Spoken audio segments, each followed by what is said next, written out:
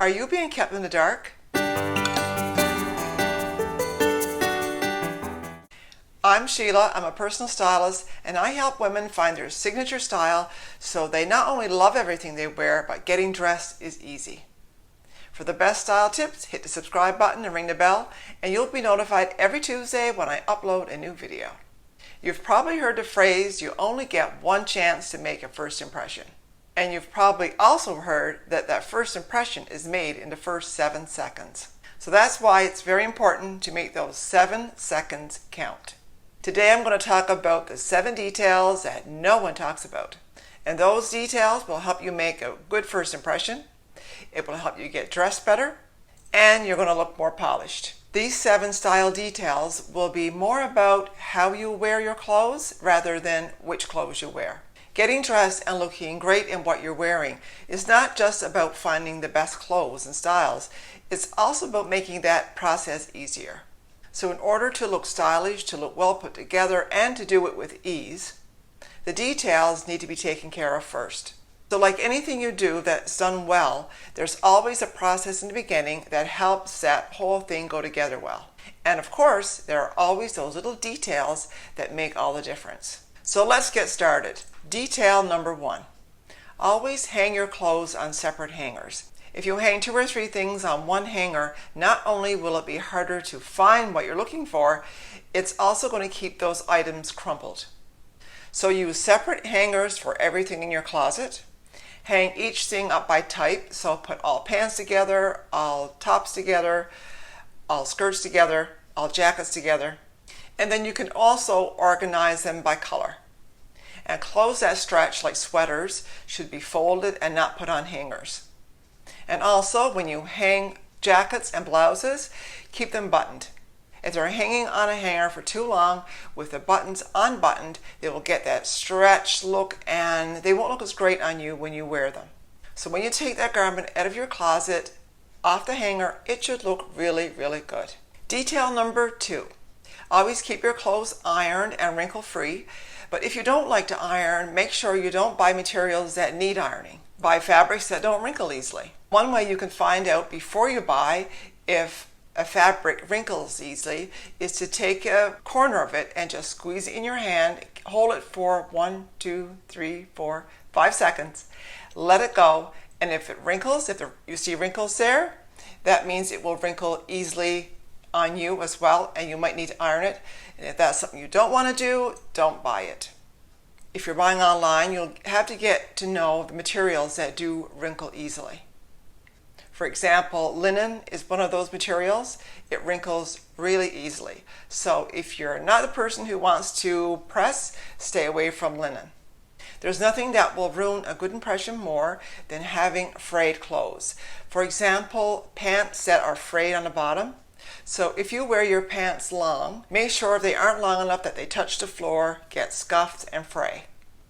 So for example, if you like to wear wide leg pants and wear them long so they come down over your shoes, which is a really nice look, make sure that they don't touch the floor, but they come like 1/8 of an inch off the floor, 1/4, 1/8 of an inch off the floor. That way they will look great, but they won't touch the floor so they won't fray. Always make sure that the buttons on your jacket, on your blouses, are secure. The last thing you want to do is be out in public and lose a button that you can't find, or lose a button and then not have a way to reattach it. And I don't think you want to carry a sewing kit with you. Something else you want to avoid are clothes that pill easily. So if it's a material that pills easily, maybe it could be under your arm, it might be at your sleeve, or maybe at your front, and it gets worn and starts to pill.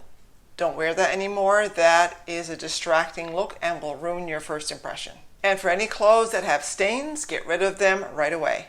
Detail number 4 is to follow washing instructions. If you're a person who doesn't want to spend a lot of time fussing with your garments, before you buy, check the washing instructions. So if it needs to be dry cleaned and you're not somebody who wants to do that, don't buy it. And if it needs to be washed a certain way, make sure you wash it that way, because if you don't, you will ruin it. It might be stretched or it just won't stay the way it's meant to stay. That's why the washing instructions are there, so you can get the most out of your garment and keep it looking fresh for longer. Any clothes that are delicate materials, it's best to wash them by hand, especially brasiers. If you wash them in the washer, they will probably not hold up as long. So for more delicate materials, wash them by hand. And it can't be avoided, you will always have some of those. I'm sure you've had the experience where you washed something that wasn't supposed to be washed, or dried it in a dryer when it wasn't supposed to be, and it shrunk. And that's not a really good feeling, to have just bought something and now you can't wear it anymore. So just that little bit of time up front to check the washing instructions will make all of the difference. If you wear makeup, you know how easy it is to get makeup on light color clothes, especially the clothes that are around your face, like collars and high necks. Because I like to wear white a lot, what I've found is when I wear white color jackets or a whitish or off-white coat, I'm always conscious of my makeup getting on my coat or my jacket. So how to avoid that is to wear a scarf. Sometimes you won't be able to wear a scarf, but for most times when you can, if you can at all, wear a scarf so the makeup won't come off on your white clothes.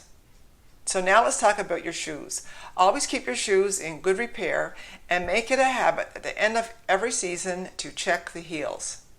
If the heels are scuffed or show like they have wear, take them to a shoe repair person and get them fixed. I know after every season, I always need to take some to get repaired. Definitely do not let them wear long enough so that the rubber cap comes off and you can hear the metal underneath click the floor. Do not do that. So you make it a habit to check your footwear at the end of every season and then take it in for repair. You will not have to worry. So now let's talk about your knee-high boots. You want to keep them in shape too. You don't want them to be flopped over all summer long, waiting for you for the next season. And the way to do this is to have a boot shaper that goes in your boot and helps it stand up straight. But also keep it in shape with giving it a coating of protector. And also when you buy boots new, before you wear them, spray them with a protective coating so they won't chip and get nicks quite as easily. And if you don't have boot shapers, in the meantime, you can put bristle board in your boots, or you can roll up old magazines and put in your boots. And to avoid getting stains on your clothes, and we know you don't want to have stains on your clothes, one thing you can do is to eat, put your makeup on, and put your perfume on before you get dressed. So that way you won't have the chance of getting stains on your clothes. The other thing to avoid stains is before you cook, you can wear an apron. You can be old-fashioned and wear an apron. Or you can wear clothes that you won't mind getting stained, because if you're in front of a stove, you're going to get splashed and stained. So protect your clothes while you're cooking or change your clothes. Taking care of these details will mean that your clothes will last longer, that you will look better, and you will make a better first impression. In the comment box below, if there's anything I've said, any of these details that you've never heard before, let me know. So since you only have those 7 or 8 seconds to make a good impression, start by taking care of the details. When you do this, you're not only going to get dressed easier, but you're going to look more polished. Thank you for watching, and if you've enjoyed this video, give it a thumbs up and keep on styling. The Capsule Wardrobe Dressing Made Easy is a guide that will show you the pieces you need to start a capsule wardrobe and then how to mix and match. If you'd like to learn first how to create a wardrobe capsule, and then you'd like to learn how to mix and match, this guide will show you that.